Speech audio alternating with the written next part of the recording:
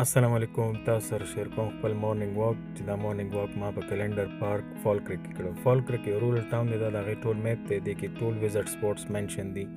کلندر پارک یو انټرنیشنل سټینډرډ پارک دی. دا پکې چلډرن پلی ایریا د ډېر زبردست طریقې سره ډیزاین کړی دی او سافټ کارپیټډ ایریا ده. دا پارک چې څومره وزټرز دلته راځي انټرنیشنل یا لوکل ضرور دی پارک ته وزټ کوي. د کې یو ښکلی شان کیفې دی چې په ویکینډ باندې ډېر زیات بیزي دا تاسو کتی شئ. دا کلندر پارک ټول میپ دی او دې سره خوا کې د کلندر هاوس ټول اکټیویټیز منشن دي. دا دی واکینګ پات دی، دې باندې واک ما سٹارټ کو. کلندر پارک کې واک کم او انجویمنٹ سیوا کیږي. دا یو ټریل دی، دا دلته میپ لګولو په دې ټریل باندې به زه واک کوم. تاسو ته مخکې ښیم دا بالکل فارسټ کې انسایډ دا ټریل دی.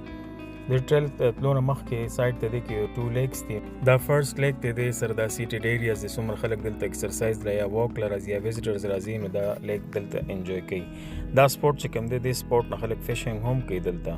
چې کله موسم ډېر زیات ښکلي دلته ډېر زیات خلک وي. دا تاسو کتی شئ د لیکس کې دا بطخې هم ګرځي، مختلف قسم برډز هم دلته راځي. دا یو میموریل دی جوړ کړو. کم خلک چې دی نه په کووډ کې لاس شوي د هغوی په ریسپیکټ کې دا یو سمال شان ماډل دلته کریټ کړو.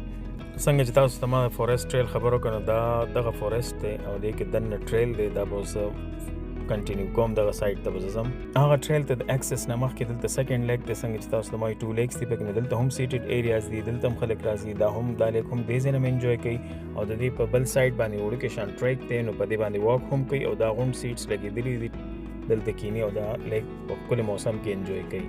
نن موسم لږ ښه نه و، داسې ډېر نو ډېر خلک نه و. دلته نه دا ټریل سٹارټ کیږي. تاسو کتی شئ دا فارسټ کې بالکل انسایډ دی. یو سایډ ته بل سایډ ته غونډ فارسټ دی او منځ کې پکې دا ټریل دی او غونډ انفارمیشن هم په دې کې بار بار چې څومره مخکې ځای دی کې هر انفارمیشن شیر شوی دی. ډېر زبردست انوایرمنټ و دی فارسټ کې. دننه چې کوم د دې دا ټریک دی، صرف د مرغو اوازونه دلته او خاموشي او دلته هم سیټډ ایریا شته ځای په ځای دی لګولي چې کوم مطلب خلک ستړي شي ویټ کولی شي.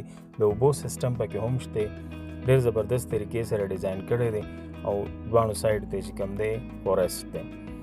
بس دا زما ټریل ختم شو. ښه اوس په راشو د کلندر پارک اهم حصه کلندر هاوس دی. کې نن یو ویډنګ پروګرام او دا میوزیک سیسټم تاسو کتی شئ. کم ګیسټ چې راځي د هغوی د ویلکم دپاره دا میوزیک سیسټم وي. دې ویډنګ کې دا لیموزین هایر کړو. دا لګژریس کاري د خلک برډې پارټیز دپاره یا ویډنګز دپاره هایر کوي.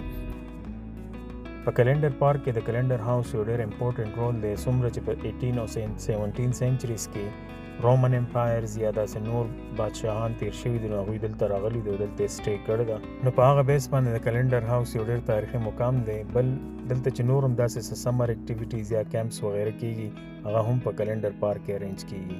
کلندر پارک یو ډېر